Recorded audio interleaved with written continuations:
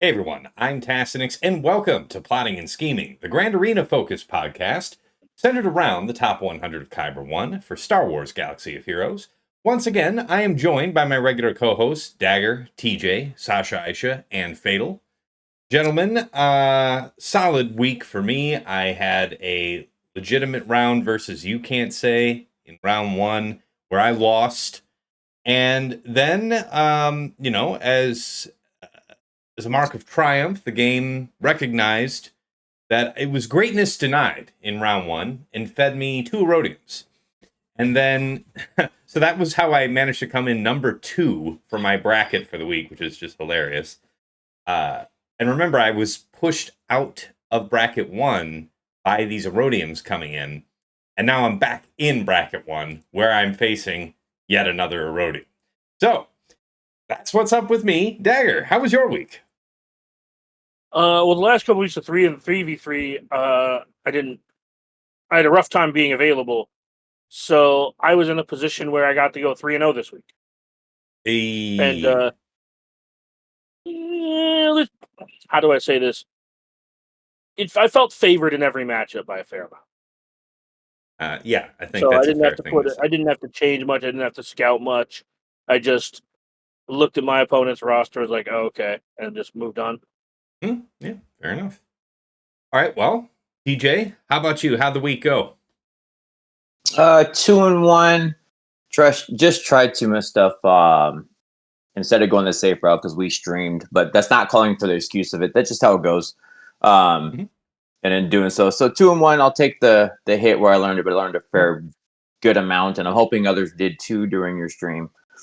Yeah. By the way, thank you to both to Dagger and TJ for being guests when I had no show to show really on Sunday night. I'll blame Tass. Tass having no life and getting Erodiums forced me to go 2-1 instead of 3-0. So it's all his fault. I get absolutely no responsibility as it's my account, but he made me do the different things. All him, not me. I tried to make you do something that was that I got to work, and you're just a bum who couldn't get it to work. Yeah, that's fair. That's what I'm saying. But it's also Tass's fault because I can't take responsibility that it's my account. It has to be somebody else's fault. So, and you've been married too long. Right. I was like, 25 years that goes in. So 25% to be somebody else's fault is correct. Yeah. Fantastic. And again, thank you both. That was a lot of fun the other night. That was, I think, the first time we've done a double feature with 2 people from the show. Dude, you guys went so I had to crash, man. I understand that TJ's like 2 hours back. TJ, I guess took pity on me because I was willing to put myself through the ringer. I was going to stay. And he was watching the fight of you try to stay awake and was Dagger maybe more interesting. Yeah. Yeah, that would do that with the black. That cracked me up. But for me on the West Coast, it was nothing. I was like, because there was honestly, in my opinion, nothing to gain. Even though I did eventually, because I knew I was going to lose, I decided to try that Sid on that team and we could talk about it. But then it's like hashtag kits kicked in, and I'm like, oh yeah, that's not going to work because of this. Right. And you know what? We'll talk more about all that later. Let's get through the introductions. On to Sasha Aisha. How are you, sir? How'd the week go? Good. I had multiple real matches. I ended up going 2-1. I did have an Erodium though. I beat Aesop, and then I lost to Baby Yoda. Yeah, not surprising. The win was fun. The loss was frustrating, and that loss it was over immediately. I lost the match legitimately, but it was over on the kind of the worst way. Like my first battle. I got pulled into something. I had to go help my daughter with something and then timed out on a Ray, and he had one-shot me. So I'm like, it's already over. But I did try one of the other counters that I had kind of prescribed for myself, and it failed. So in a strange way, that made me feel better that I was going to lose either way. Right. But it was overall fairly fun. I do think that I think that this should be a good conversation. I'm curious about how people's experiences with LB and the map right now. So that will be hot topic today for sure. Mm-hmm. All right. Well, thank you for that. And of course, Fatal. Last but not least, how was the week for you? I had an answer prepared, but it got cleared for 65 banners. So, hey, I'm so glad we're halfway through this. I would like that number to be closer to 100, but Yeah. nothing holds. Everything sucks. Yeah. I am trying to pivot this week to Hashtag facts. Hashtag facts. yeah. I'm trying to embrace the season for what it is, kind of, but I don't know, man. I held 7 GLs the last 2 matches, and I don't know if I have it in me. It's like a repulsive thing to just be like, I mean, I could 65 it with this. Like I pulled it to offense. Well, actually, I got a cop out because in match 2 I held 7 GLs and then got 3 holds. So I was like, well, I can like pump fake playing for efficiency, and if it causes people problems, then I can just be like, "Ha, you fool! I get to play dog shit now instead. I can play off meta." So maybe that's a way to try to have it my cake and eat it too sometimes. But Yeah. It's tough, Yeah. man. I immediately felt like it's not that interesting anyway. Like there is no. It does feel like it's very difficult to set any type of challenge. So I guess this is the heyday for somebody that really likes to scout people's tendencies like me. But even so, there's still too many options. Like if I can force them into something they prefer less, then whatever it is that they have to rely on instead is still effective. So I get you. We'll probably talk about this more in depth later, but Mhm. this week is the Moneyball week where minus 20 is off the table. Is it just me or are you a little quiet? Am I a I little was bit about quiet? to type that in Scheme Team. That's- What? It could be a depression thing though, because Fatal could just be sad. Have you taken that into account? I'm trying to I- make sure that it wasn't the cause of like cat tampering. Am I any I different? will now? say I watched your first stream this week, Fatal, and I did see the cats Kitty. clear you for a clean 65. Mhm. And there were moments in that stream where the phrase I kept thinking was "all floors are cold," because it looked like your cats were trying to escape at an Arcana 5.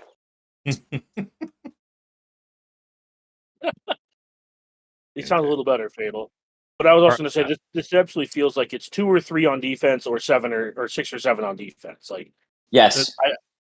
yeah, it really feels like if you're setting 4 or 5, you're just shooting yourself in the foot because you're A, not presenting enough of a problem, and B, not giving yourself enough of a cushion. I think feel if like you- the people who are even setting heavy as far as GLs goes are getting punished for it. Yeah, it's literally suicide. There is no like your only angle if you're legitimately hoping to farm holds is I hope my opponent either makes a super questionable mistake and just like tries something they clearly shouldn't have, or Yes. gets bored. Also, yes. So yeah, my attempt for this week is we're gonna try to moneyball it. We're going to try to say, okay, what is a 20 if not 10 twos? That's it. That's the tag for the entire week of streams. Okay, we'll see.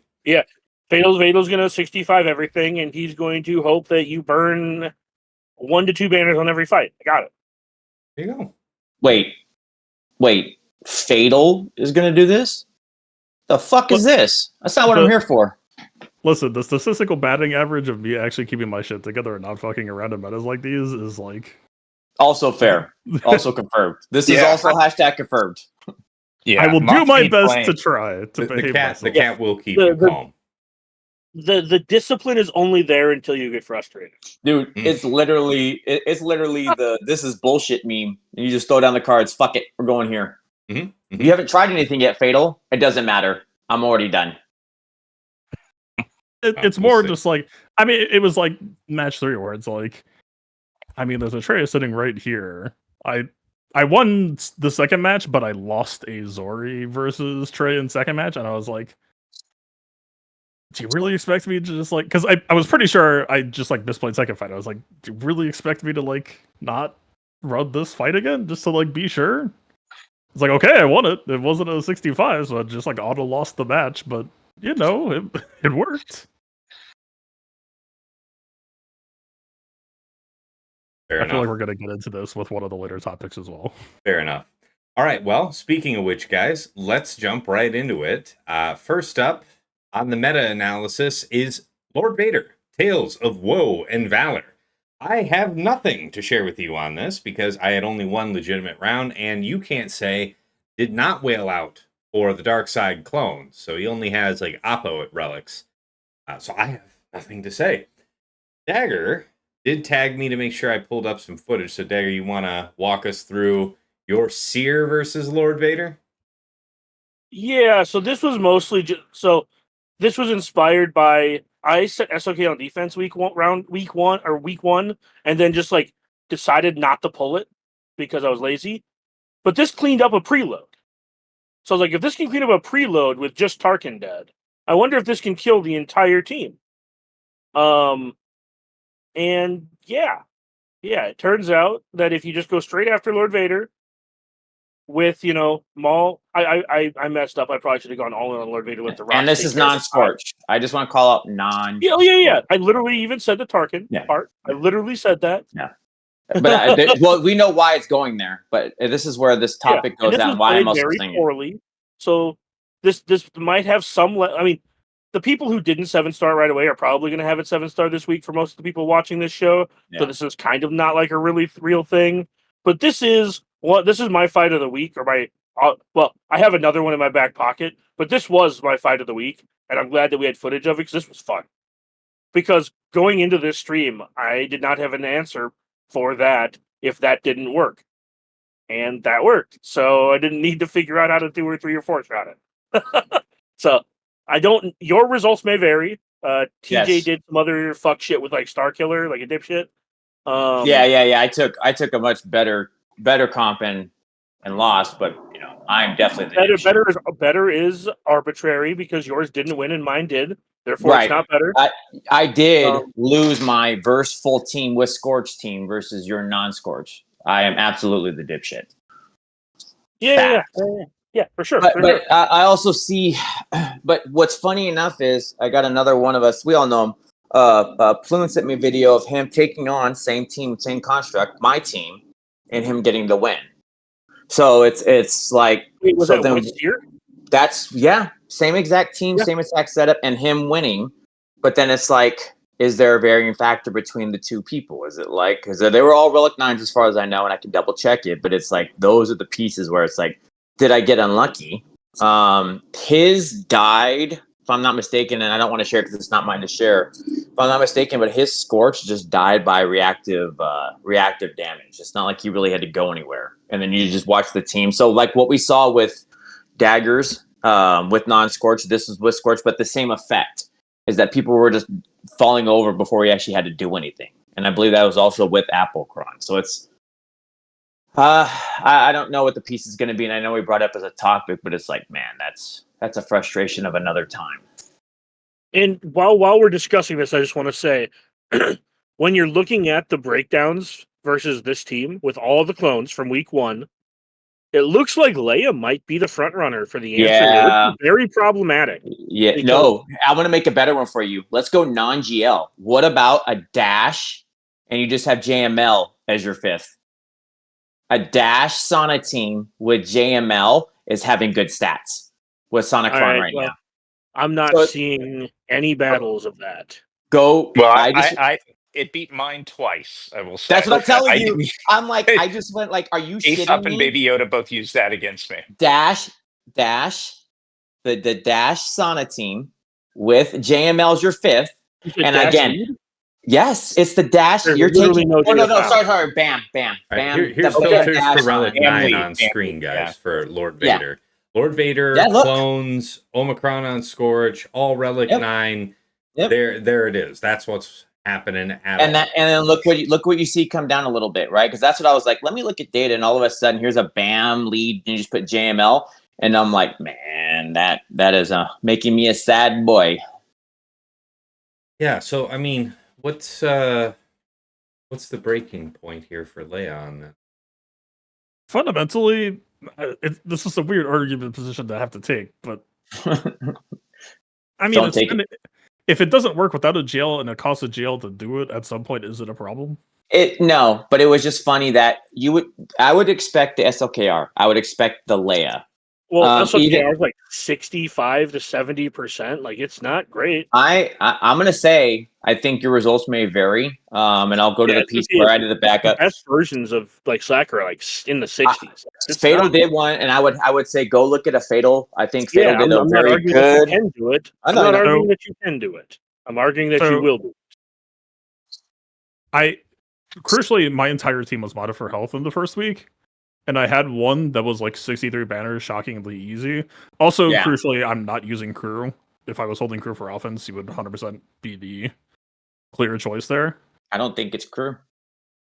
You don't? I think what you did, I think your Faust feels very good. I was actually, and I'll tell you the other piece that comes into play. We did it on Tass's stream. If you want to show it, Tass, that's up to you. It was when I basically backed out, took the full team, or did I have a drop, or did I kill somebody? No, I did kill somebody. Which matchup? It was my SLKR versus the LV, and it was the pieces that I took away from the fight, minus it being SLKR. Taking the 2 Sith on the SLKR team and the bonus term, and then interlocking to stop, so your Dre and your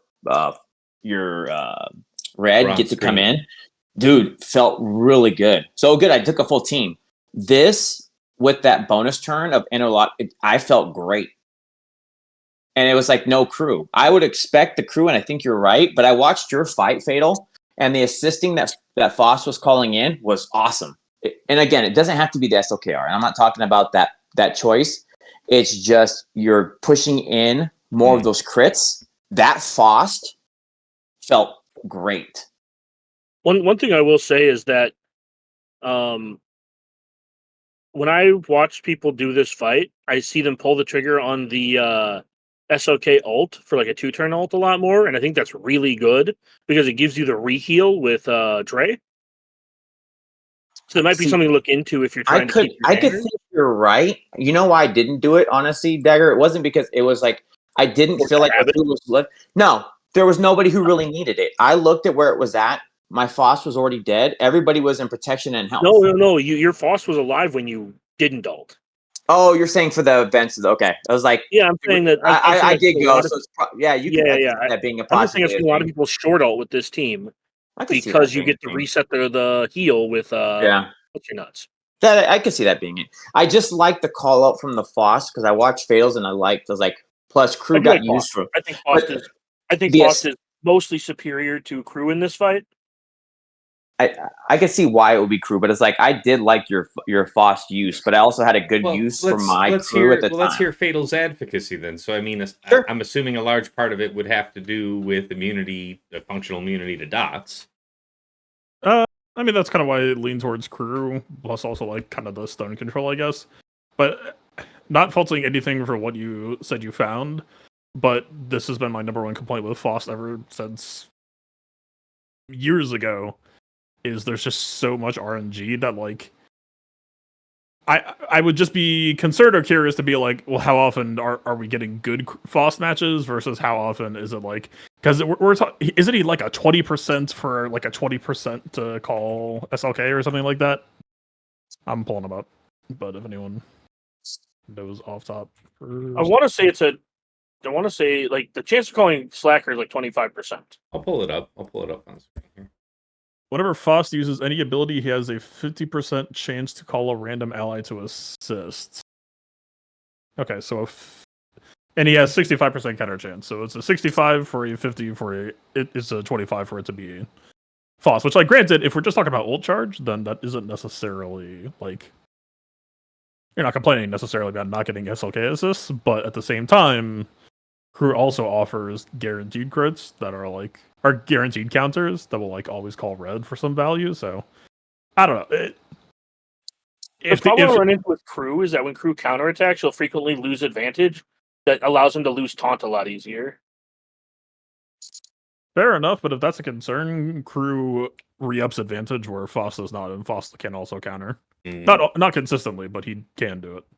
No, that's fair. I think that they're close. I personally tend to err on the side of Faust because I think he adds more burst to a team that really wants more burst, especially getting to that first ult. But Crew is way better in longer fights. I just don't think SOK's team is trying to fight longer fights.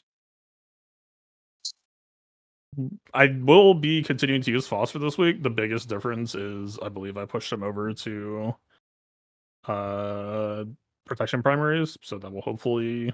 I mean, everyone's on protection primaries now. I was like, I was pretty sure it was happening because I had the team modded for defense, and I was worried about like riposte JML. Wait, do you have a prot circle on Slacker then? Well, Slacker is percent health immune. Yeah, well, sorry, I misunderstood. You said prot on everybody, so I was just Everybody who needs to be concerned. okay. Fair enough. Yeah, fair.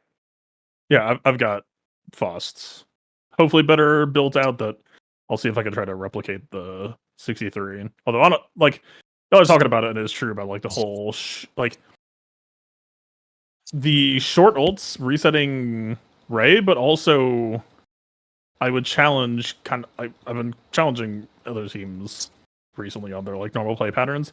I would bet that Hux swap to Ray might be an underexplored thing if we're talking about banner saving and all that jazz. Because that's okay, it's fast enough, he can worry about himself, but that cooldown reset swap to Ray. And to some of that end as well, that might be where some extra career value can come in, where you just get more advantage refill on people like Hux. You know, we'll see how it goes, but I think the SOK win percentage is lower than it ought to be. I think it's closer to like 80, like high 70s, 80. I think there's just some misplaying going on, or I wouldn't even call it misplaying. Some suboptimal choices, because I do think that a lot of people are waiting till the full ult as opposed to short ulting, because you get like 1 to 2 extra ults per fight that way, and that's 1 to 2 extra heals. And keeping your whole team alive is more damage because you eventually just start out turning them. Like you have your 5v4, then your 5v3 kind of thing, right? Like the more you can out turn them, the faster you can like turn through the sides to make it like the you versus Lord Vader fight. I don't know. I think it's not just apples to apples. Take SLKR win. I think you're right, Dagger. It's not I get to take this. Well, if again, I think there is a relic disparity there. You can't just say I'm going to take my bare minimum base R5, R7, whatever, and then just any datacron, and I just get to go and play the game. I do not feel that is accurate. My team was like R7, R8s. No, R8 min, R9, I think Dre. So it's like I had higher relics in there, and I took a good solid cron when I didn't. I didn't just take stuff. Go look at the Leia with Krex, Tass. There was like a Leia with Krex team that was good. There's also a Mon Mothma setup. I agree with Dagger that the winner feels like, but yes. I think there are a lot of ways to do this. Down from R9 to R8, you'll see that this team actually has like a really good win rate with Krex. I think you're right just on Leia in general, Dagger. Like I was looking at the comparisons of different styles of Leia, taking the turn meter ones, taking the bulk setup ones, Mon Mothma on the team with the Mon Mothma cron. So it's like you could go a lot of ways to skin this cat, and I agree with you. Yeah, and I like two the of my three. Mon Mothma Krex. The Mon Mothma Krex one feels really, really good here. It's like it's wild that I would agree. Mon Mothma heals you. She brings back Drogon. Yeah, there was a lot of. I mean, moves. sample size of 1, and it was a loss with Krex and Mon Mothma. Yeah, but you have it filtered by R9. I'm saying that I filtered it to 8. This is 8 now. There's only you can see on screen what there is. Okay, yeah, I'm just pointing out that I saw a couple people with Krex, and that felt really smooth watching them. Like when I was watching their fight, it felt like they were like not really struggling at any point during the fight when the Krex was there. That's why I'm saying with Krex. And I'm not saying you can't win it without him, but Krex plus Chupio is probably the best one, just because you get the extra dispel with the blind. It's really nice. All 3 of mine were Jin. Like the 2 of the 3 that did get to go through 63, 64 were both the Jin Rad setup. Basically, Jin Rad has 28 battles on it, and the second highest played one was Krex Chupio with 4. So the sample sizes are goofy low, but yeah. And what was the win percent on the Radis Jin? Radis Jin. Yeah, 75 on 28 battles. Okay. 63 banners. I- Best banners of any of the. Yeah, Yeah. that's what I used. I Yeah. mean, I had two battles. One, I took that Leia Jin Radis against Aesop's and got a 62, and it was very comfortable. I mean, you do want to remember to burn with R2 instead of stealth, because stealth is not going to work against that LV comp. But that felt very comfortable. And then I wanted to test out Slacker. I did go with Faust because I set Seer Malicos and wanted crew there with his UFU buddies. But honestly, I thought the Slicker Faust, again, one data point, but felt really comfortable. And it's against Baby Yoda's, probably has a couple more relics than I do, but pretty comparable and comparable datacrons. So limited data, but across those two data points, those were my experiences. Oh, I appreciate that. Thanks for sharing. Yeah, I think that means we have to find a new answer to Ahsoka. And I know that can take us into what Tass wanted to talk about, but I know if you mean, wanna we can talk that about ship that right here. next. Spoiler, don't let me forget about it because it's about attempting Night Sisters. This is something that many folks in my the only community have been talking about. So it's not that it's reason- groundbreaking in general. It's just groundbreaking for me. The only reason I'm bringing that up is because I feel like we've run our course, as everyone has had their say on Lord Vader. That's the only reason I brought it up. Okay, no worries. I mean, feel free to correct me if I'm wrong, but yeah. No, I think you're right. I think the words to data ratio is done. We can keep going, but I feel like, I feel like the prompt to go in the next direction was at hand. Good call. What was And this I that have you heard some linked steam here, about- Fatal? Okay, 60% win rate with. You filtered it differently, I guess. But I use Insight differently, so I was just posting that page to. I appreciate it. Okay. Yeah. All right. Yeah. All right. Well, let's go to a sub point here, talking about Lord Vader. Any changes for you guys about modding for week 2? Just let me go first in that. I tried the potency cross, as you recall, with full defense sets, and I tried it without, and he was still landing it 3 out of 5, 4 out of 5. It's fine. The point is that I noticed just from practicing over and over again in Squad Arena, I really missed the bulk of not having a bulk primary there on the cross. So it was really important to me to just really increase his bulk situation. He's up over 300,000 life total now, 314 speed, still just under 80% armor. So he's huge, he's fast. Serious problem. What about you guys? Playing this team in Conquest was a bizarre experience because, you're like, A, boy howdy, Scorch is actually dying a lot easier than I expected. B, boy howdy, Scorch is not protecting this team as often. Well, it was about as often as I expected, right? He has a pre-taunt and then he has a 4-turn retaunt. But it was like, I bled so many banners in Conquest just trying to force the squad and this guy's clone trooper's dying again. This guy who supposed to be stealth oriented, neither has protection nor keeps stealth very often, even though I was literally avoiding buttons to try to call him, or that would call him to assist and cause him to lose his stealth. I was avoiding that. I was trying to keep this man as protected as possible and still bleeding banners. It's I shifted my disguised clone trooper over to just full durability, which probably will not matter much, but just I don't think I can trust him to self-preserve.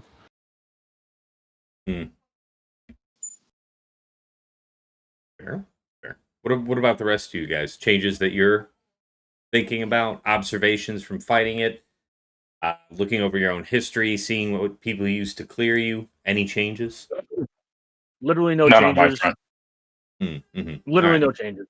Yeah, the Scorch thing was the only real thing for me, so I appreciate. I only brought it up, but I think it's not going to be anything based on what's killing it versus if you're going to try to get cheeky with the Sana thing. I think it'll be just it's lay SLKR, lock it in, and depending on where you're at with your relic levels or what you're going to take. Obviously, Leia I think has a high calling everywhere right now. That's pretty much the thing. And you could try the Seer thing, but I think that's gonna weigh basically where it's 50-50 where it's gonna split if you want to try it. But I don't see why you need to because a team we'll talk about I think has a higher calling elsewhere. So you don't really need to play the game that I know we're trying to have people play. There's just not enough need for it right now. So to be clear, I know you were running super fast, like 340 plus, around 350. I kept it. Yeah, you I kept it. went through Okay. kept it, but I kept it because it's on my template, not because I can't see data where it supports that I need to make a change. I do say if I want to do the sear thing, the one thing I think I noticed from mine versus some of the videos I saw or whatever else, the thicker scorch isn't dying to the reactive damage that's being done versus I think if you're we'll call it less. So maybe less defense, maybe something else is less. Can mess with the fight, but that's not on a layer SOKR. That's more on this Seer Malicos thing I was saying. Okay. All right. But Appreciate that. by the way, just because in terms of like how we would modify this to change a particular counter, I'd want to understand the counter a bit better. That BAM, Sauna dash JML thing that's being used, I'm assuming JMLs are at least in part so that you can take out the sides before LV, right? So this is like they're targeting, I don't know, Disguised Clone Trooper or whomever, or Apo probably first. Did you guys look at moving Apo thicker? Well, one, I mean, it's my assumption wrong there, and I guess two, anybody look at changing Apo specifically? I don't what so my thing to that point though is I don't know what it changes to the teams you're gonna primarily use. And I don't know what it's going to stop by making the alterations to those characters. Hopefully Yeah, that I tracks mean, kind of what I'm saying. yeah, and with the Sauna BAM comp, if they're getting birds out, I mean, there is no Apo on Earth that's going to withstand it. That's my But thought, and I've seen videos of it, and I had it, and that was one of the things I wanted to wait for week one. But people are doing that in arena right now without. Obviously, we have Datacron, we have Omicron, or whatever else that's applying in GAC. But literally, I've got videos of it of Relic 7s, Relic 5s, BAM teams that are coming in, and against my team or against even something that as thick Relic 9s all the way around. And they do their birds, and then it's gone, including up to and including yeah, LV. It's just not yeah, and both constructs are just there. It's just not enough for to say Tass's build is better. Fatal can do this cheeky thing. Sasha gets to play a different game because, and I thought I know we talked about it where maybe the doubt could do something, but what is what I keep coming back to. When your primary use is going to be an SLKR and a Leia. So I live with Fatal in the world of we have 11 teams. I don't know what super construct you can do that's going to pull what you think it's going to pull. Fair, fair. And I really hadn't seen this, but I think this is really funny and very clever. This BAM with JML thing. I get it. I mean, yeah, just satisfying the having the GL there, so you can just go right in on So- Oppo. I love it. So the Scorch change came at match 2.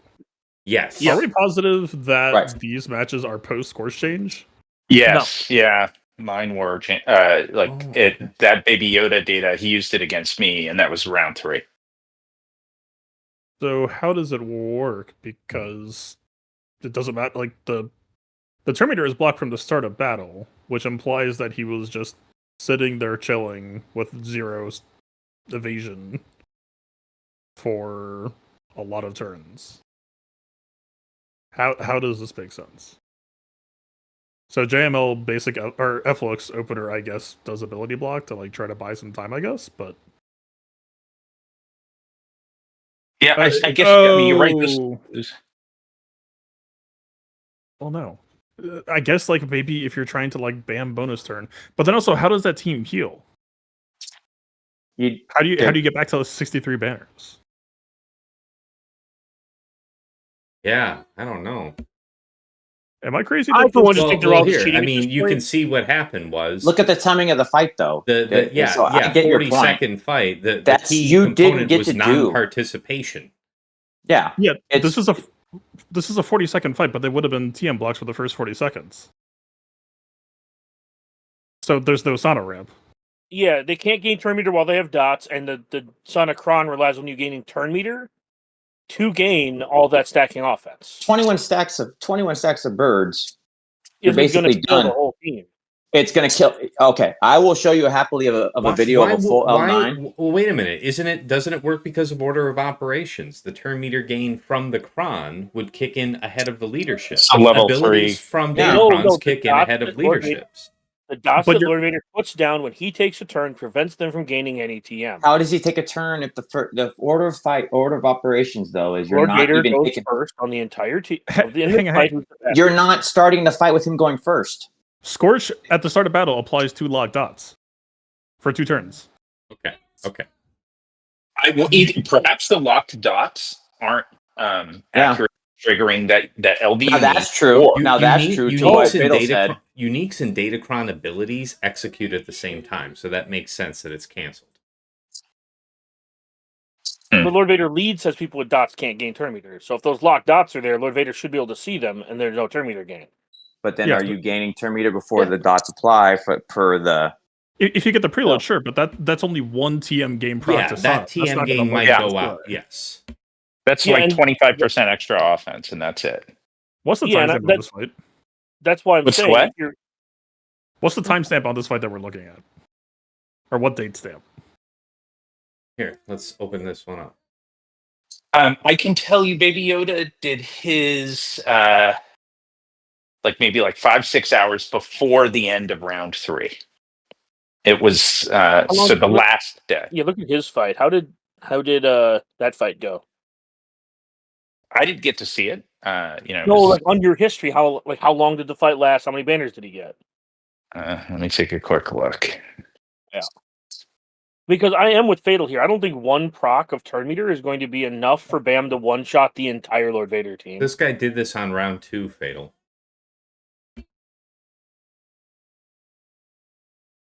I'm agreeing that it works. I see evidence of it working. I'm not arguing that it doesn't work, but I'm with Fatal here, where I'm wondering. But is it working as mechanically, why is it this intended? clean? Or yeah, I'm okay. Now I get the not working as intended. I'm cool with the notion. you got a 61 on mine, Fatal. That seems more and that- reasonable.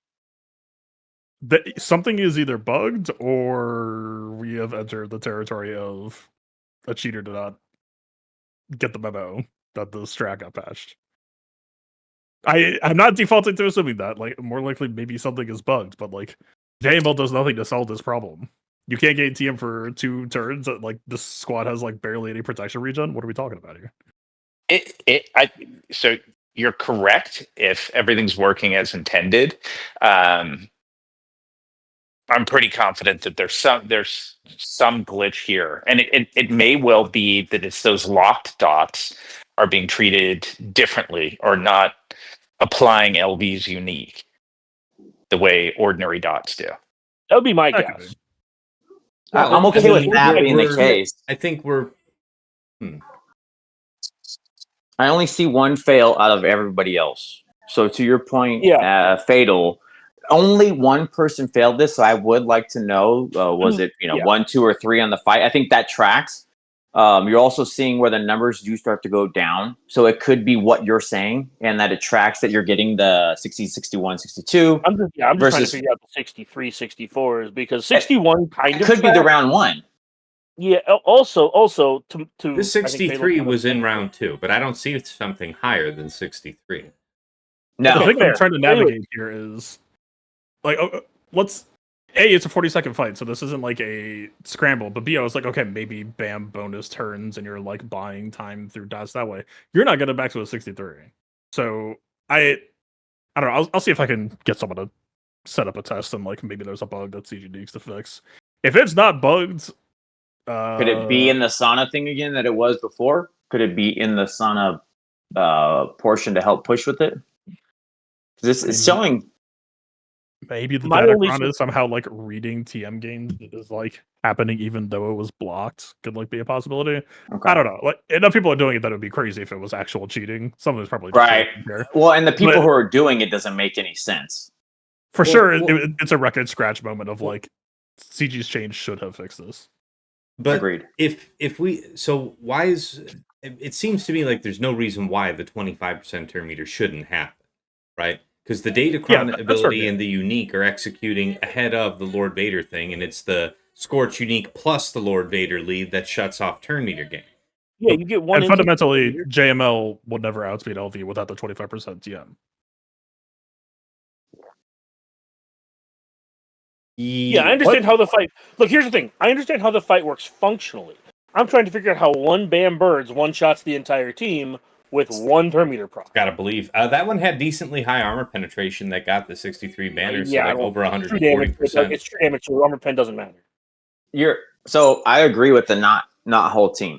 I agree with the not whole team. Yeah, Everything that's I've where the seen argument is. now, I've seen 3, including Lord Vader. I've seen 3 people or 4 people die, including Lord Vader, on a lower relic person versus the relic 9s. So I'm telling you, I've seen that. This is not the JML. I'm not arguing it works. I know you're not. I'm agreeing with you. It's like it's not, but they still finish it in the amount of time because nobody's taking a turn. So they do the birds, they do the AoE, they do the birds. Burm's kill is like 3, and then they just finish the fight off real quick. And it is this timing tracks. Yeah, if the Terminator is getting through or if this actually happening somehow, then I'm like less concerned about it. Like a 63 could just be like 2 ability blocks, LV takes 6 or whatever the fuck. 58 tracks, 60 tracks.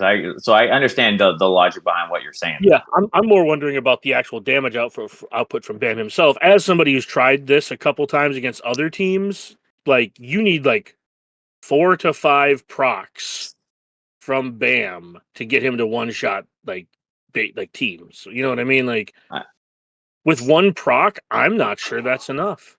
I gotta look now. Like I said, I don't have the person's approval. Sure, he's getting a little bit of offense from other people hitting, but that's like that's 2%. I showed the guys in Scheme Team. I posted that video of somebody doing it. Again, not to the 5. So again, I think Dagger, what you're saying is it still tracks. You're not going to get all 5, but you should. But to Fatal's point too, that's still some kind of dots, which should be doing something to your numbers. So 63, I'll call it a fluke. 61, 62, 60s all seem plausible. Yeah, and I'm saying that I think that there's something wonky going on with the kit / Datacron regardless. If Scorch is working as intended, these numbers would all be 0. So I'm trying to see if someone can test right now. or at least like 20%. I don't know about no. Okay. All right. Well, because think of it this way: even if your strat is like, okay, we're just gonna hucker down and we're gonna DI and we're gonna make it through the 2 turns, brother. It's like, okay, well, your BAM still has to come out of DI and then has to post. All right, so I'm gonna ask you. All right, so I'll ask you this, Fatal. Even though it said the logic, is it plausible that the update didn't take effect in the GAC? Because we've seen it happen before. Okay, I'm going to try to bring anything else I can. Got brickwalled so fast. I literally had somebody post, this worked last run. Why didn't it work this run? It's like they patched it. Okay, we got our answer. The lockdowns are only against non-GL, so JMO being present. Right. Okay. Stops the lockdowns from happening. So there you go. Okay. Reading kits is fun. Reading is fundamental. Very good. Well, thanks, guys. Appreciate that. That all stemmed from just checking to see if the mods were good on the Lord Vader teams. I like that. All right. Sorry? No, those other fights are probably match 1. I was going to say we should take a look at those non-GL fights real quick then to see if they look suspicious, but... I expect... you got 40%. Somebody tried it. You got 40% win rate without. Yeah, they tried my stuff bid, and that even match 1 failed. So that was not the moneymaker. Yeah, I had someone who did not get the memo and failed against me match 2 with it, so... Okay.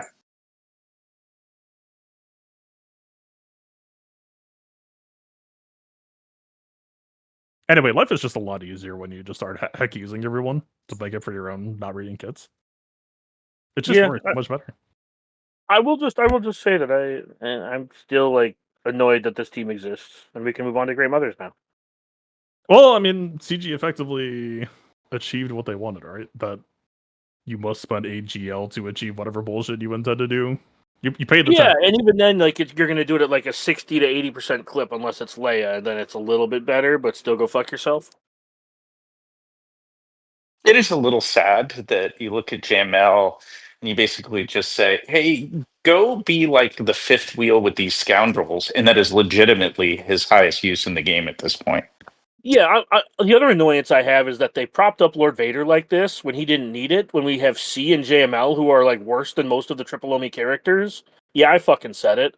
They're worse than most of the Triple Omi characters. So it's like you can do this to Lord Vader, but like for like years we've had C and JML just falling off further and further. And Mhm. I don't know. Their choices on what to do with the game annoy me at times because there was no reason to make Lord Vader this way from like a frustration mechanic style. I get that they wanted something good on defense, but why couldn't you have done that with C? Like a team that doesn't get used. I think at some point it's. I mean, in some ways, right? Like we look at the two teams that we said got boosted. We're talking about SLK. We're talking about LVE. JML. For the longest time, I called him the king of offense because he was your John Wick. He was the motherfucker that you had to hold because you knew that Yeah. eventually they were going to post something. They were going to post a JMK. They were going to post an LV. They were going to post an SLK on you, and you were like, "All right, we got to send the boy." As off meta and non GL gets stronger, that's how you ended up with JML kind of feeling nationless. Yeah. That in a weird way, the boosts to SLK and LV could end up kind of being a JML boost. Like if anyone cracks JML against LV, I'm sure that probably wouldn't feel too bad to have. Now, being in an efficiency meta, JML has historically struggled with protection regen. That you would still be, talking a -5 banner loss. That I don't know if you're necessarily happy to spend that, but it would at least kind of create a new purpose for him, right? I would want to know, is it a funny idea? Is it to say that we've gone from super teams as combinations of GL leads to now let's throw a GL in the team to make the super team? Well, And well, is no, that no. But the only reason we're doing that is because we want to turn off a specific unique. Yeah, I mean it's not terribly new, right? Lord Vader with Treya and other some such Oh, I know. beforehand. That's fine. I just but laugh at the where we've gone to, That's where fair. it's at now. That's fair. I want to take There's us. a Sorry, go ahead. no small point. There's a world where you could argue that like, so they're spending Sada Bama, they're spending JML in one Mhm. squad. That's more expensive because all they're doing is saving Yeah. like JKR, JKL, whatever. That doesn't really do much. That is more expensive than if someone figures out JML versus LV and then just executes. So I don't know. Just because that avenue exists doesn't mean JML is disincentivized if you're looking for ways to not spend Leia. Yeah. It's specifically alleviating you of the burden of choosing between Slacker and Leia. Otherwise, yeah. So Yeah, not I don't think JML works here, just in general. Like I get what you're saying, but like Well, fair. All right, next topic though, guys. I wanted to talk about countering Ahsoka with Great Mothers. So let me show you just briefly. It's certainly doable from the one fight that I've tried using. Let's see, without Ezra present. Let me just pull that up. I don't think that's necessarily groundbreaking. does it beat through the Malik Watt thing It or the I Watt don't thing? think Watt was. Let me see if Malik. I don't think Malik was there. I Because if think Ezra's Watt was not there. there, like Watt is almost assuredly No, there. no. I was just saying Malik that wasn't there. I think. Oh, okay. Yeah. Here we go. Oh.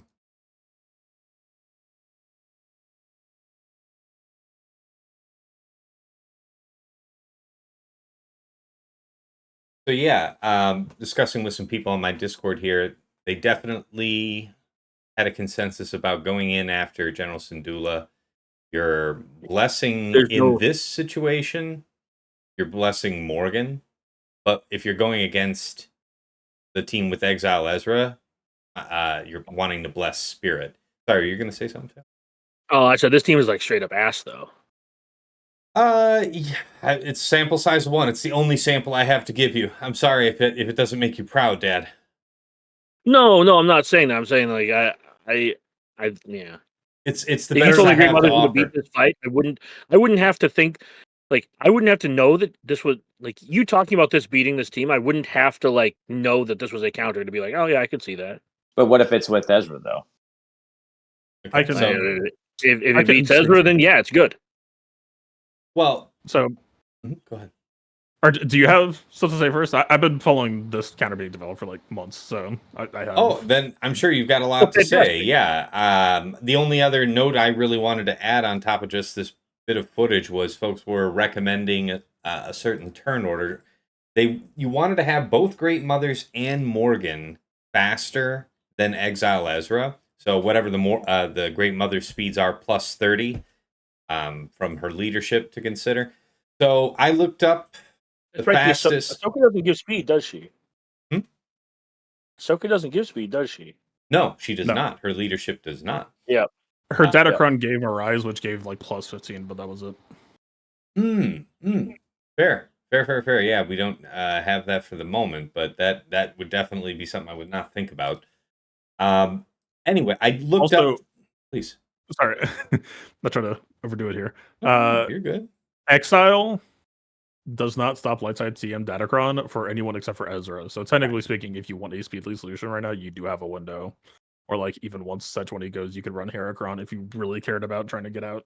Yeah, I was going to mention this a bit later, but yes, all of this ambition with Great Mothers versus Ahsoka gets pretty hard shut down by a 25% turn meter for exactly the reasons Fatal said.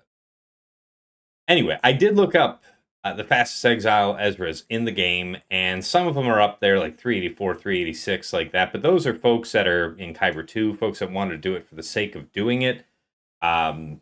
And I think the fastest that I'm likely to see is somewhere about 382. So the recommendation was to have both of those sisters faster than Ezra, and specifically to have Great Mothers one faster than Morgan.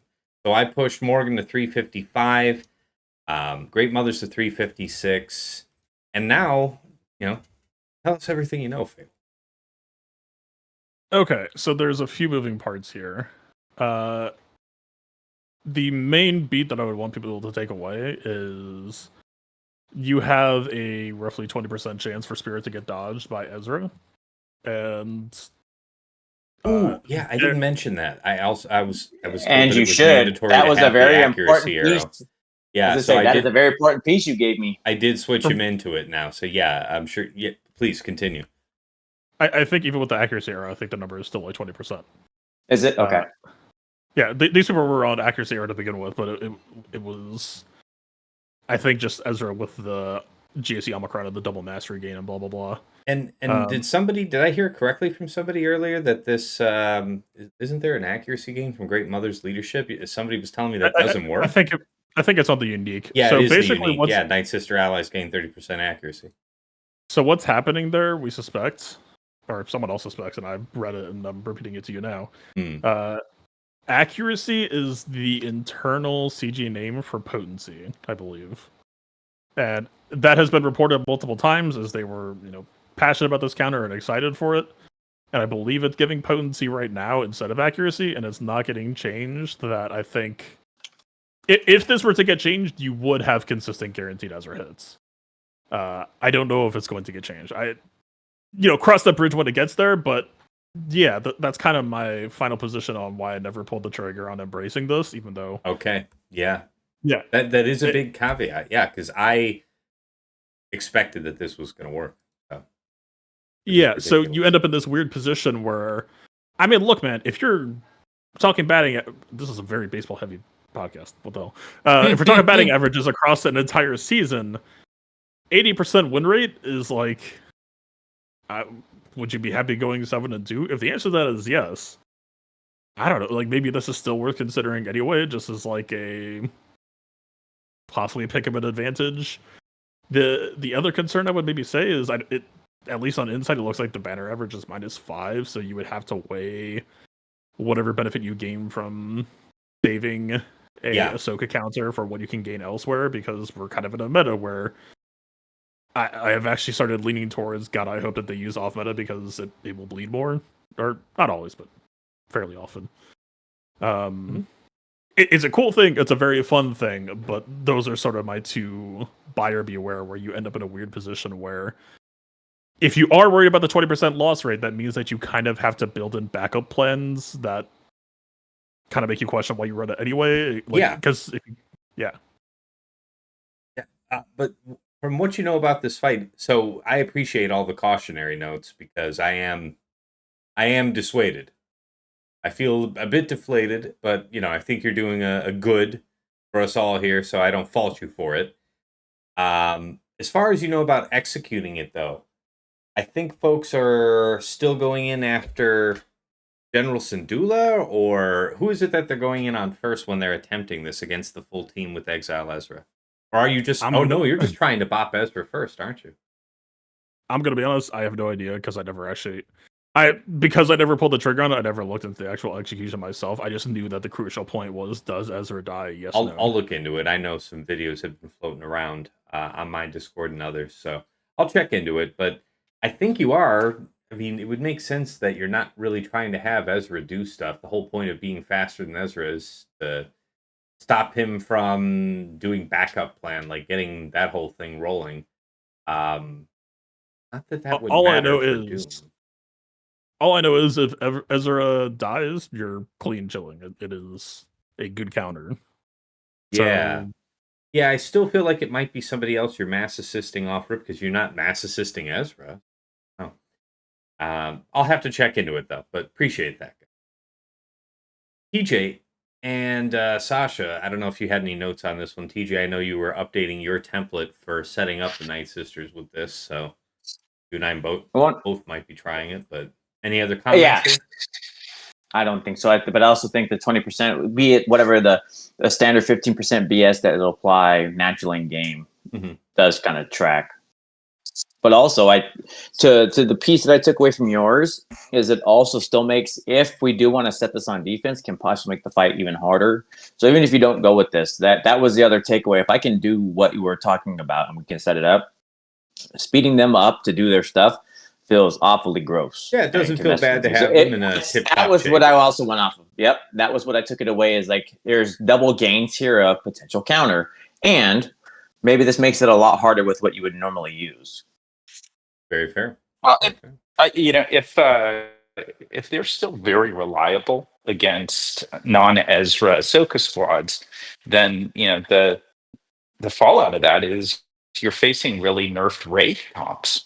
Like they've either got Ezra there, in which case your Night Sisters maybe are struggling a bit, or you're taking some risk. Or if Ezra's not there, I think, correct me if I'm wrong, you guys are saying if Ezra's not there, Night Sisters are maybe a walk in the park, or like the Great Mother's going to do well. I'm filtering to check about it right now because I know there was question about how much difference it makes with what, and then I'll also filter Malik. But I'm sorry, was somebody else about to say something? as far as I'm aware, even if Ezra is there, as long as he doesn't dodge, it's also a walk in the park. Like, yeah, the thing just works. Okay, 80% win rate against the Watt. Only 5 attempts seen. What was the difference here? Tough to say. I mean, they timed out clearly. High crit damage, so maybe 140%. So did they maybe? No, I don't see how you would catch the Watt not applying the 4 minutes, 2 minutes. Why was this one 2 minutes? Just a lot of offense on the Kron to go with a chunk of 50% armor penetration, 50 damage. Oh, there it is. Buffs up. So you're wanting for offense is the issue. That's what it seems to be. Yeah, here's another one. Less than just under 4 minutes. Still buffs up on 3. That 20 dark side. You can get it here. Look, 4 minutes 47 seconds with turn meter dark side level 3.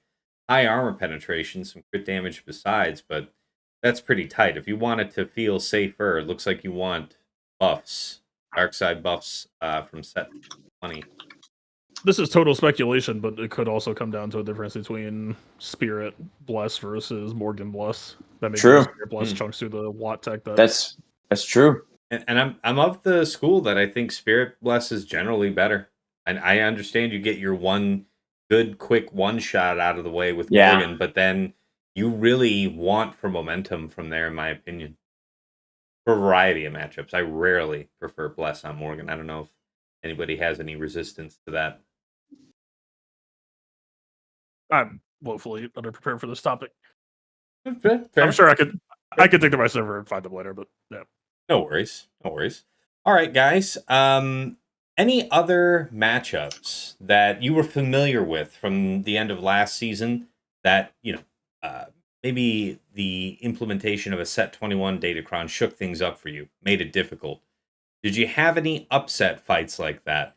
Again, I didn't really have anything. You can't say an efficiency player, so a couple of the key defense teams that we've otherwise covered in the meta, and then nothing too surprising. So I don't really have anything here, but wanted to offer the floor to you guys for any surprise matchups before we close out the meta analysis.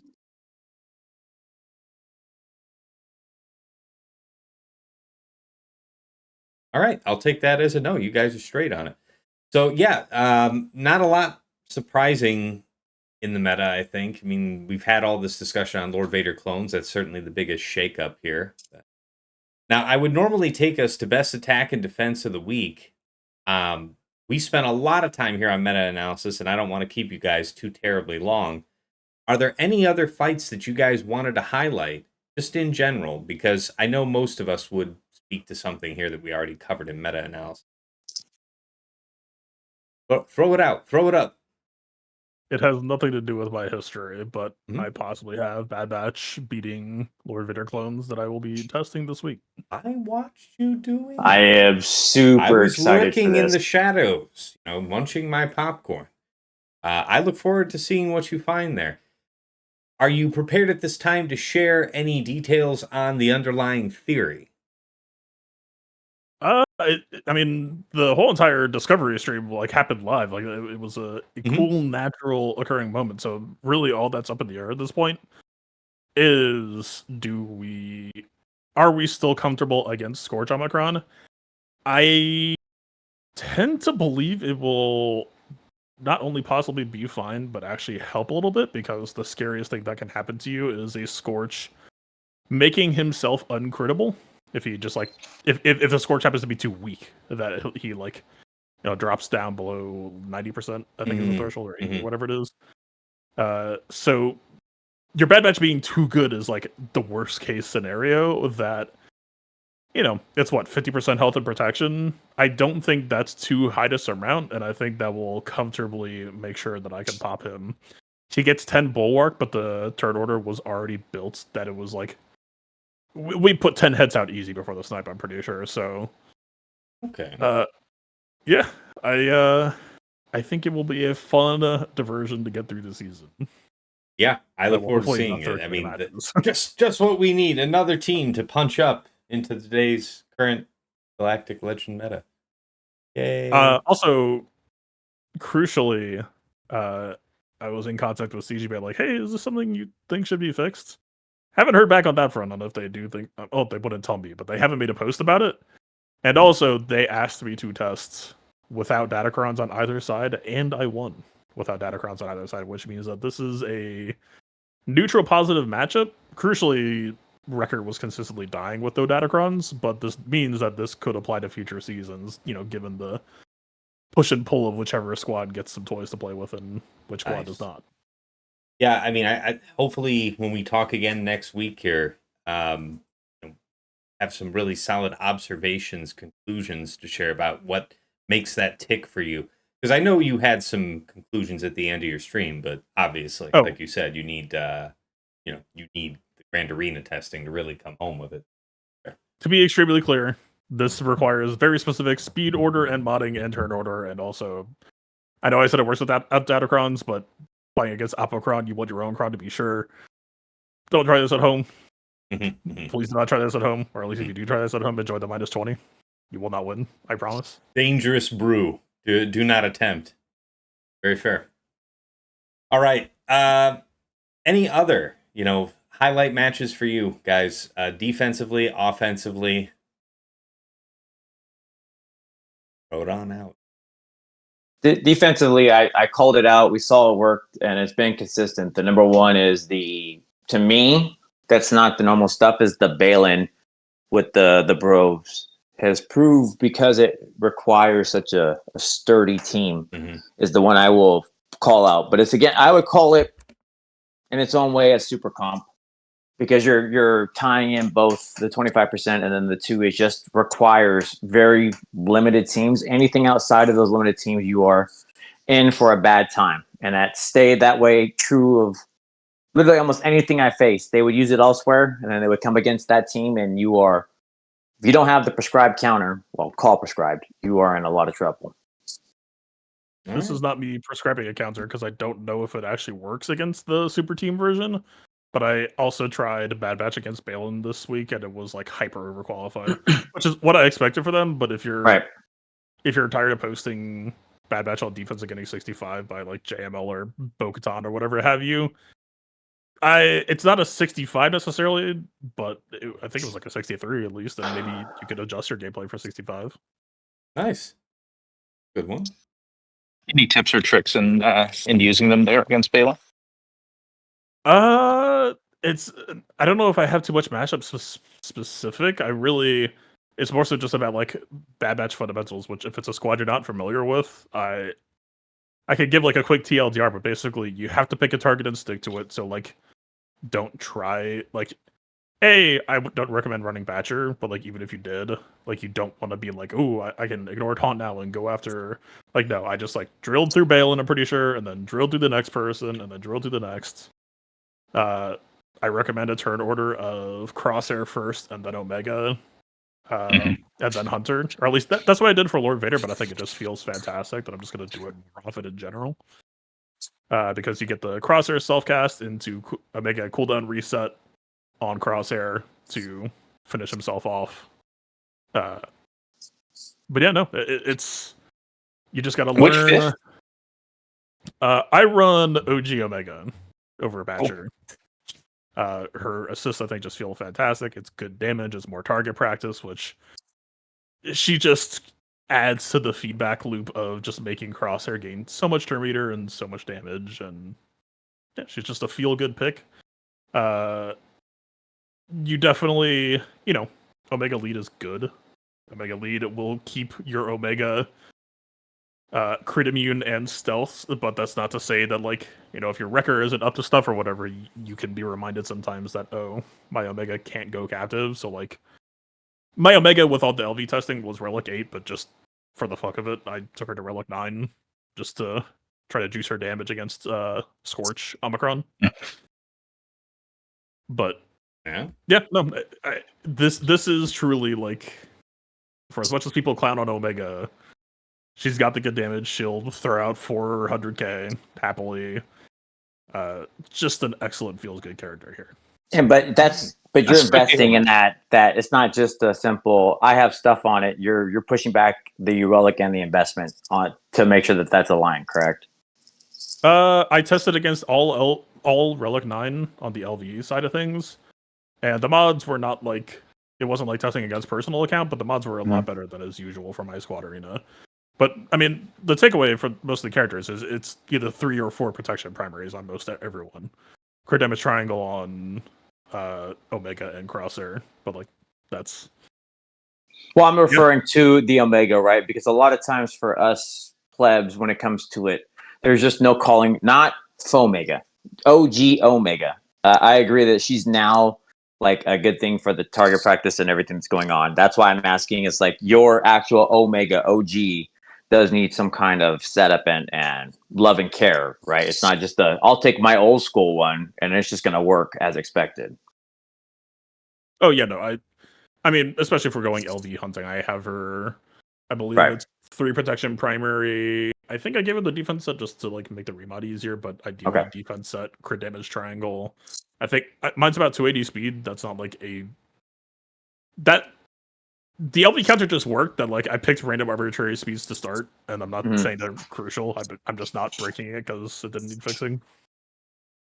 Okay, I just wanted to call it out because I would assume most of us regular folks who don't see things like that aren't going to have given a lot of love to Omega on the team because she's just a character. Whereas watching what I saw was happening and everything else, your Omega looked really good, and why she was there in place of, and then where she got to. The other tip that I'll give is honestly just like go play Bad Batch in Conquest or Galactic Challenge. There's a lot of stuff that you learn just by playing the squad, preferably in like hard situations or your squad arena. Screw it. Of like Omega Stealth Reshuffle. I would say it is above 50% hit rate where I press that button and I'm like, shit, I really should have pressed that button. Like OG Omega, 99% of the time you're only ever going to use her basic. Never use her for a special period. Unless it's like the end of the match and even there's like one person left, but even then, don't do it. And second special is like conditional, maybe if you want to like skip doing damage to like an LV target who would become uncrittable. But really just like keep ramming her basic because A, it makes target practice, B, her first special loses her stacks when that target dies. Good to know. Appreciate the notes. Okay. Any other key matchups? I appreciate you for that, TJ. Best attack and defense. Anybody.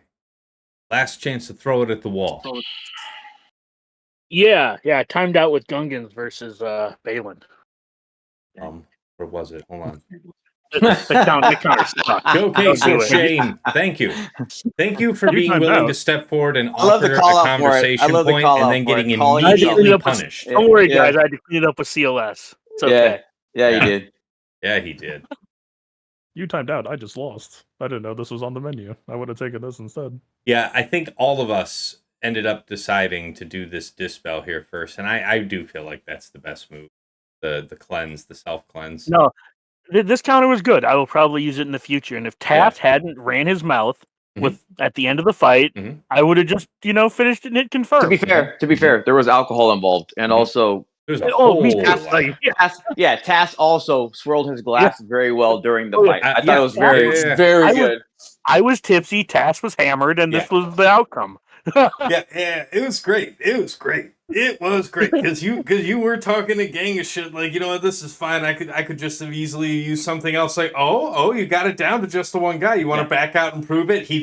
Sports fans, he didn't back out to prove it. He didn't back. He did not say that. He did not say that. You can go watch the stream. He did not say you can back out. I just want to comment. He did not say you could back out because if he would have said you could back out to prove it, I was enough drunk to belligerently back out. And I agreed with him. It's effectively the same thing. What's the difference? No, if you had said you could back out and prove it, I was belligerently enough drunk. TJ, did you not taunt him to do exactly that? Oh no, it was Big Ninja. Big Ninja and Big Ninja told me to do it, but it was He said, why don't you forfeit the fight? Be a man. It was awesome. I still remember I was after drinking the fight was over. Yeah, we were already done, and it was called out.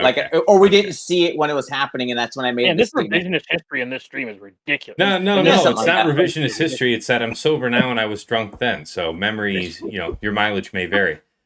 All right. So but this is good. That's why I said I had a backup. We did my favorite fight of the week. This one was good, mostly because of the memes, but also because this did not look good on .gg at all, at fucking all. Yep. But it worked. I'll say I don't know what you. I know you just said you had a loss with it, Fatal. For me, I had one loss in round one, and I had previously won every instance of it last 5 vs 5, and the difference was very high armor penetration. I really like the high armor penetration. That's the difference. I went with one that had crit damage here this week. That was super high crit damage, and it just struggled to get people down. Also worth mentioning. I definitely have watched people fail this fight when they're just like, that shield generator just doesn't need to be there, right? I will say and I'm gonna tie in. Tass was doing effective choke points, So like, in a fight when you're looking at it, it's like I would do this. I would say there was more than a couple where Task made a different call than maybe somebody else would have just push a button and let it go. I do not. So maybe that's what it could have been for you, Fatal, is that one of the choke points differed what I happened? can tell you what it is. Okay. So the opponent that I fought had a way tankier Kira, and so she did not die. Like, my fight actually started off with a high roll. I did Tarple's call to boss Nass, which threw Shin into DI, and then Nass called back to Tarple's. So literally, like, the first move that I did in the match insta-killed Shin. So I was like, oh, this is fucking free win. But Really quick, that also wasn't my fight. That was your fight, Tass. That was your loss. So way to show everybody your loss. Yeah, that's true. That was my loss. Yeah, fair. True. I have your bot. Hold on. You're right. Thank you. I didn't mean to cut you off, Fatal. I just wanted to point out that Tass was so proud to show my loss, and it was his own fucking loss. True, I showed. Yeah, because it was a 5-minute fight. Yeah, it was a full 5-minute fight. Oh, look. Yeah, Continue, please. There's a kid.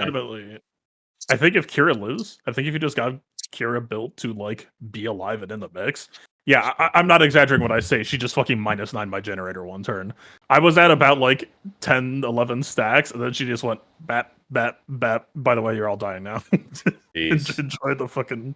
Yeah, I watched somebody fight against one with a Hondo, and Hondo, over the course of, like, his first few turns, like, just absolutely incinerated the generator. Like, I think,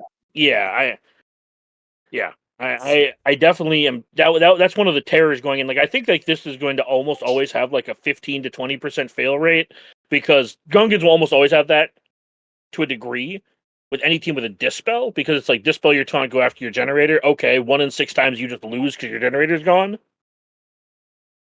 I'm also wanted to call out that Tass made a very... So we went into the crons, and Tass made a specific call out for that as well. So again, not just taking it, go and do this. There was also discussion on what cron do we want to take, and Tass is like, well, I probably want to go with this. So we had a discussion in the when we were doing that as well, where it wasn't just a take one and go, and automatically you win. Again, I just want to call out this is not... Look, every fight is like this. There were a lot of things, including Datacron choice, that took effect.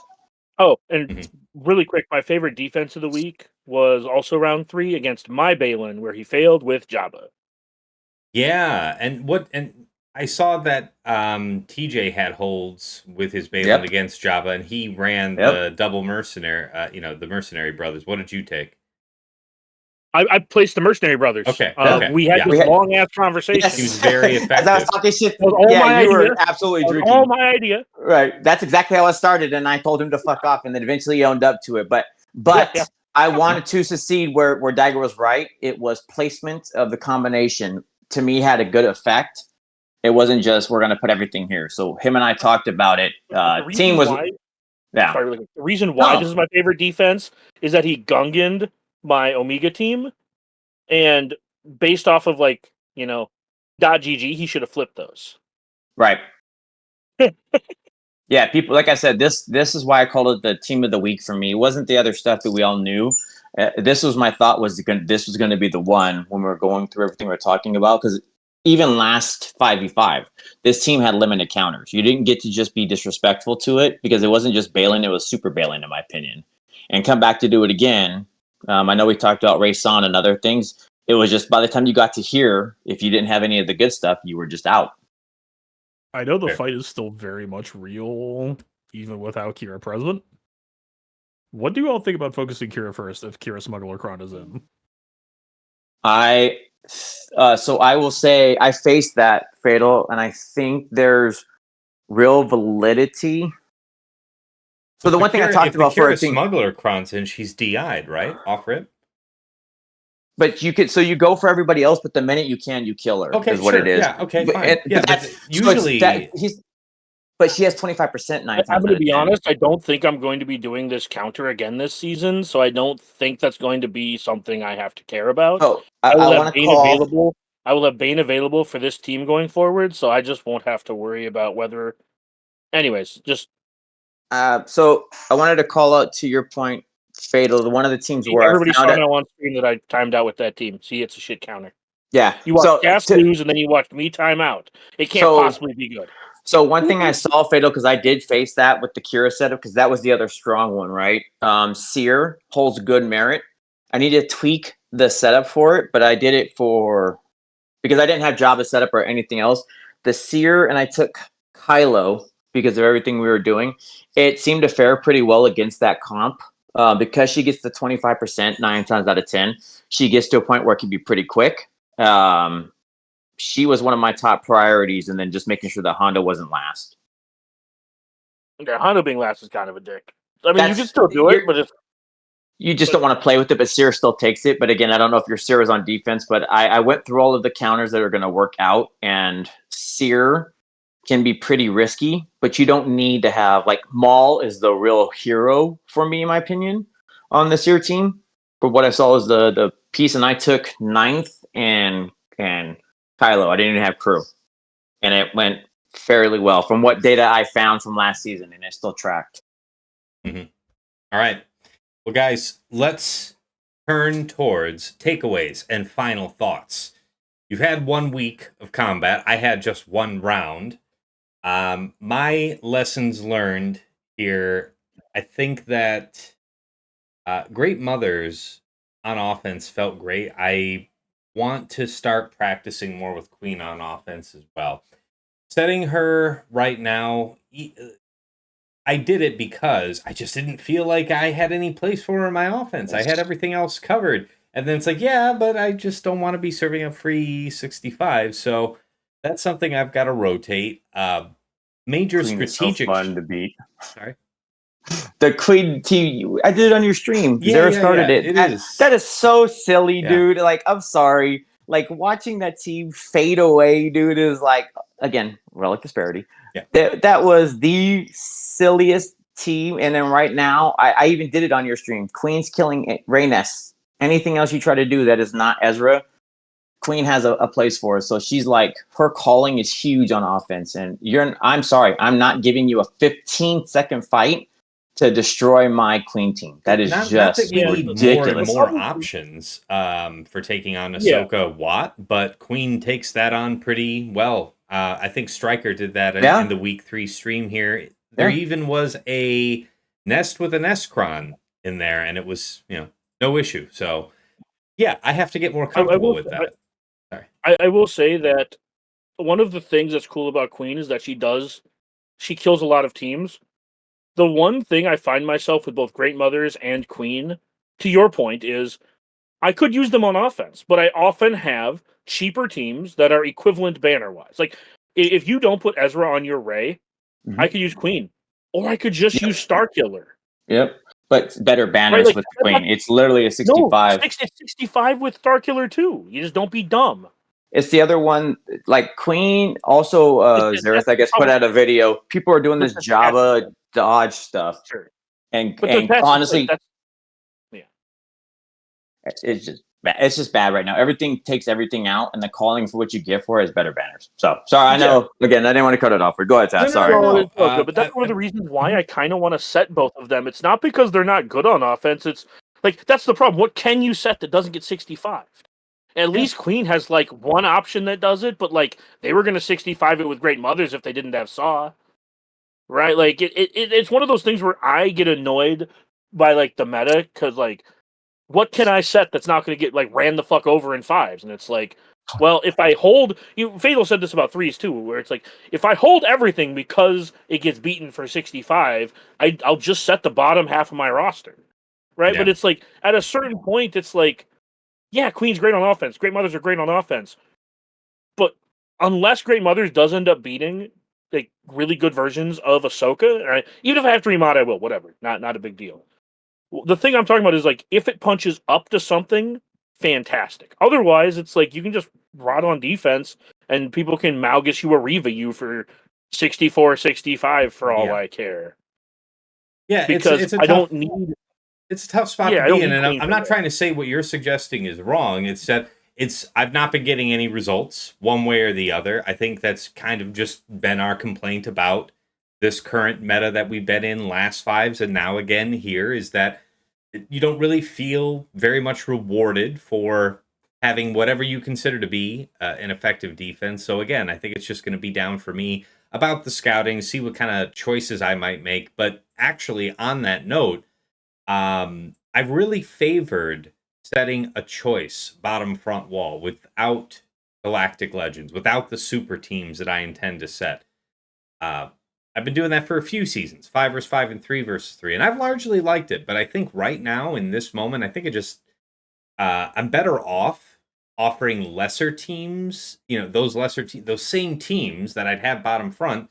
Maybe you plan for them a little differently or underplan for them if I have them in the back instead, and I just front load the bottom wall with all the nasties that I was otherwise reserving. Because again, there's no ta-da factor when they get through my back wall. It's like, now that you have gotten through my front wall, I have you now. It's like, no, 64, 65, 65. So that's I something set I'm what I thinking thought about. was I set what I thought was a really strong defense, and then like my last round opponent struggled a lot, but like my first round opponent averaged like a 64 and change versus my defense, Yeah. and I won because I averaged a 64 and higher change. Yeah, boy. Yeah, I mean, That's what I mean. Like, so maybe I'm going back to an honest defense, honest front wall, and we'll see how that goes. But that's it for me. Dagger, how about you? Your takeaways, your final thoughts, last words, folks. yeah, Lord Vader bottom front. Lord Vader top front. They're gonna do what they're gonna do anyway. Maybe. Okay. I think at least week one will be bottom front because unless they listen to our podcast, the data on Leia is a little murky. So I think there's gonna be a lot of people still trying SOK. Mm. And if that's the case, I kind of want a bottom front. Mm-hmm. Okay. People are gonna be I think people are gonna be unwilling to try. And when I say people, I mean like the tendency of people in general is to not try something new for week two when the data looks okay for it week one. Right? I think we all agree that according to the data we have, Leia looks better Mm-hmm. by a fair margin. But I think there's a lot of people who are like, oh, Slacker works for me, so I'll just do that. Plus, they're not going to want to pull Leia off of Rey or Ahsoka. So I think bottom front is the place to put it for now. Just because you force them to have to two-shot it up front. I think week three, there's a possibility that it goes up front. Or if they show a proclivity to Leia at week one, it'll go up top. I will say that I kind of got my final thoughts in on your turn, so a little bit of apologies for that. Because Uh-huh. one of the things I want to do is I want to learn how to use a lot of the teams that are really good on offense. The problem is that I already have cheaper options, and Starkiller is objectively worse than Great Mothers and Queen on defense. So unless someone can come up with some clever, comp to place with Starkiller, I guess. But that's kind of where I'm at. I wish I could experiment more, but experimenting just means you generally lose. Yeah, your science is reserved for when you already see its battleship sunk. I haven't felt like I've been rewarded for taking a gamble in fives in at least 2 seasons. So, fair. Yeah, the seer fight aside, like SOK won't be on defense for me this week. Mm-hmm. I placed it round one because my opponent didn't have any of the clones, and I just never changed it. Very fair. But anyway, it's basically one of those things where, like you said, if Great Mothers ends up beating Ahsoka, I will 100% remod it and learn that fight. That sounds like a fantastic place to allocate that team. Mm-hmm. Queen is really good against Jabba. Well, nobody's setting Jabba. Queen is really good against Rey, but so is Seer and Starkiller, depending on which comp they're setting. And if they're setting Ezra, you're not doing any of those three to it anyways. So Fair. I don't know. We'll cross that bridge when we get there, I guess. But yeah, I do like 5v5 more than 3 even in metas like this. The less margin for error.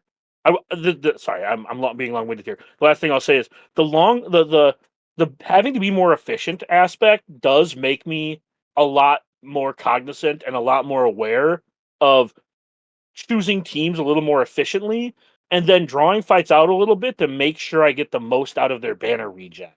And I think that that's not a skill that is necessary most of the time, But when metas like this come around, it is a skill well worth practicing. A good point. Appreciate you sharing. All right.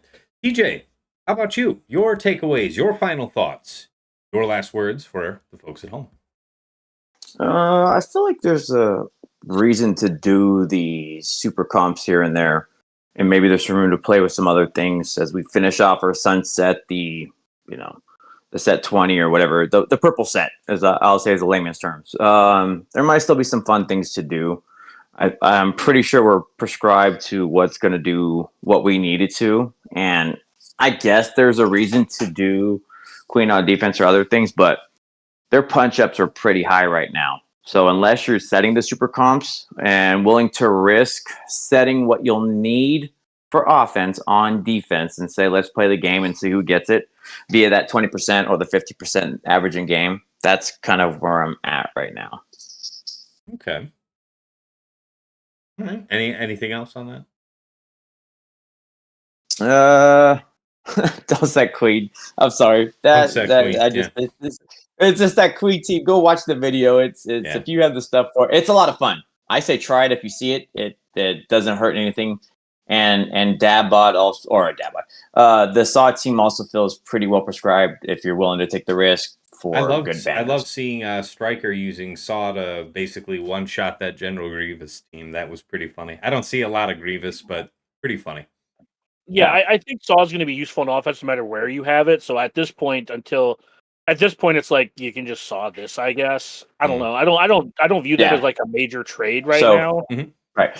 So for my final thought, what Dagger said. So it's from my final thought, what Dagger said. Yeah, I see what you did. Okay. All right. Sasha, Aisha, how about you? Your takeaways, your final thoughts, parting words, the audience. I'm experiencing the current meta similar to you guys. I gotta admit, I'm a little bit depressed to hear even Fatal say that he's kind of resigned to the efficiency aspect, and that the 10-2s are the new 20. So with that being the case, just I'll practice radical acceptance here and say, yeah, okay, that's the case. And what that translates into me is maybe another sad statement I wouldn't expect myself to make, but I think it is the reality I face. Sleep matters a little, unfortunately. If it is a tight banner margin meta, and I have always full on cheesed fleet and gone in saying I will happily yield like 5 to 8 banners regularly on fleet, sometimes more, but like just consistently and say, I'm just going to put up extra energy into ground. I really enjoy it. I think I can outperform there and overcome that deficit. I don't think I have that margin anymore. So in this kind of meta, fleet matters. And that's my kind of looking forward. I'm saying that out loud to kind of hold myself accountable to see if I can actually do something then with it. But yeah, that's what I'm looking at. Okay, I appreciate it. See how that goes next week. And of course, last but never least, Fatal. Your takeaways, your final thoughts, last thoughts for the folks at home.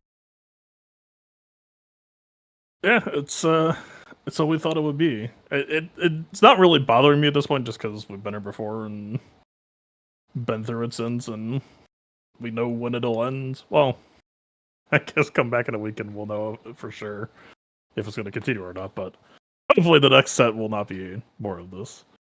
But yeah, I don't know. I mean, if this set's boring you, y'all are fighting for top rank, so this is easier for me to say than for you, but I don't know, just chase the fun. I mean, at the end of the day, like, if you're not fighting Erodiums, or like for me, fighting Erodiums would drive me even crazier on this. Is like, if I'm only getting one match a week, I want to try some cool shit. Or like have some fun with it. That like Yeah, I don't know. Then you can't. Yeah. No, I hear you. It's a crappy spot. Even to that end, I'll be honest, I haven't looked at the banner or rank math in ages. But I know that the top of GA ladder is pretty padded, right? Like you all have a pretty comfy cushion. I want to say That- it's something like half the bracket.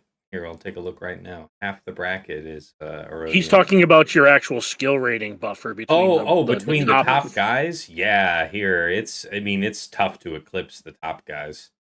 Yeah, And so then like, you have a pretty large one on the people behind the group. There's a group with you as well that has a pretty large buffer I on guess. the next. I mean, group. here I am at 44.89. There's a whole bunch of 44s before you go to the 43.90s and such. It goes 44.89 for me to 45.12, 45.28, then up to 46.04 for Aesop, and then there's still Sasha, Rockstar, and Baby Yoda above him, and Baby Yoda is at 47.79. Again, I'm at 44.89.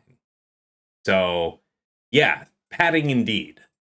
the point of this being, I don't know if you're gunning for rank 1, but if you're not, you have some padding that you could just let the intrusive voices win every now and then, and I don't know. Not really feel the effects. Not really go. Yeah, it's budget for fun. It's budget for fun. That's fair.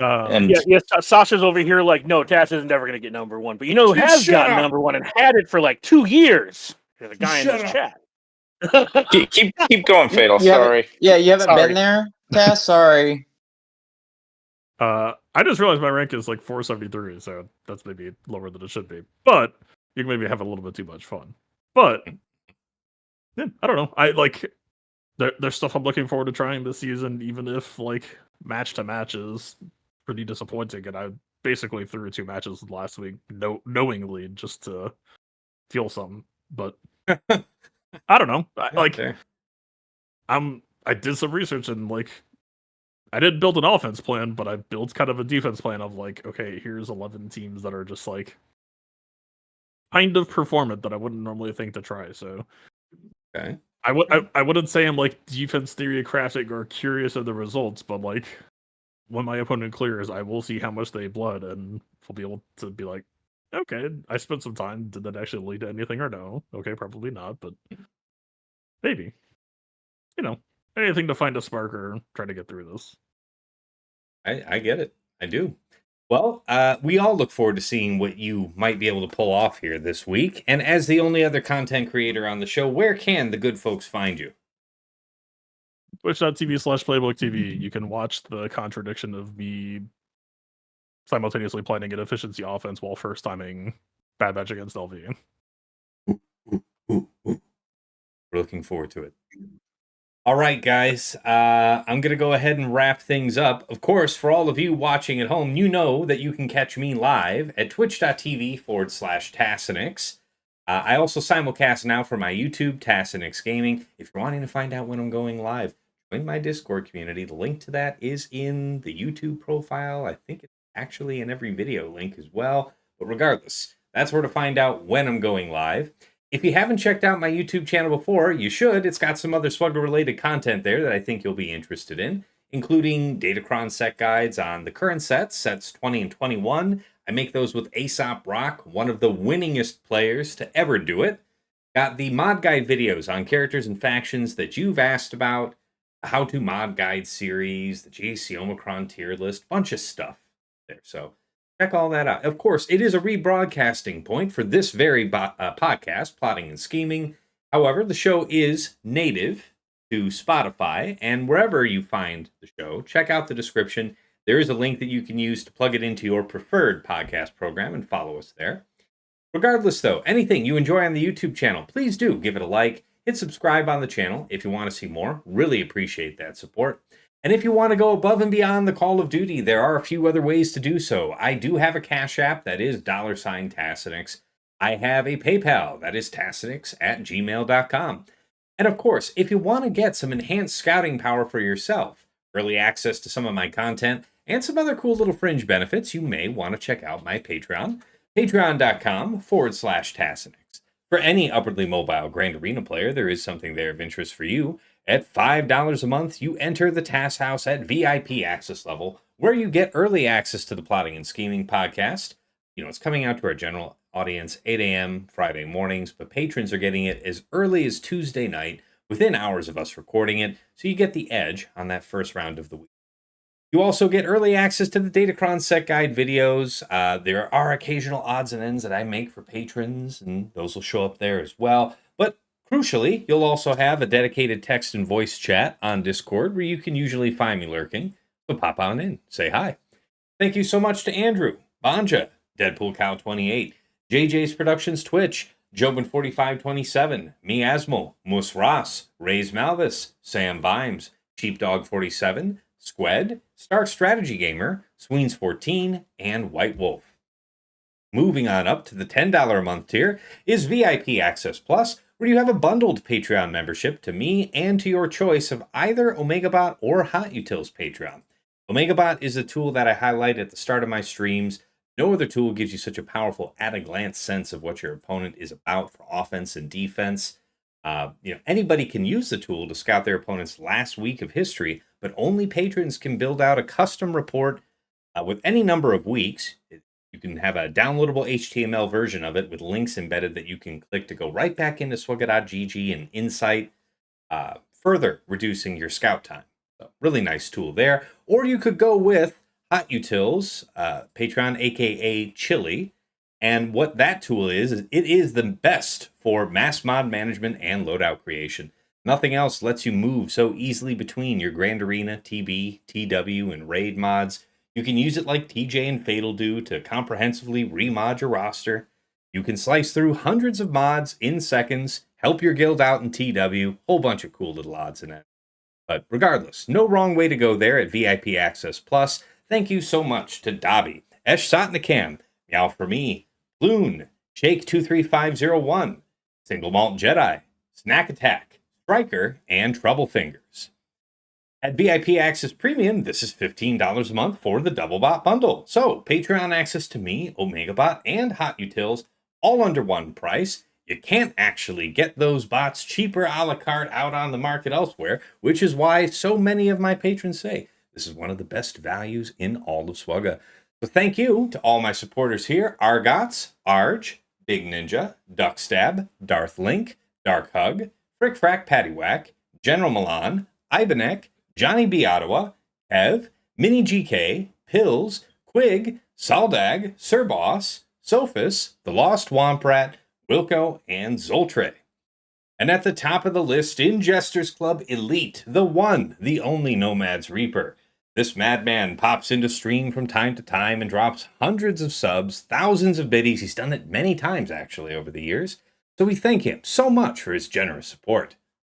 And of course, last but never least, our special thanks to Yoda Force, one of my original supporters from way back in the day, bought me the mic that I'm speaking to you on right now, and even though he's long since quit the game, we wish him well from the other side.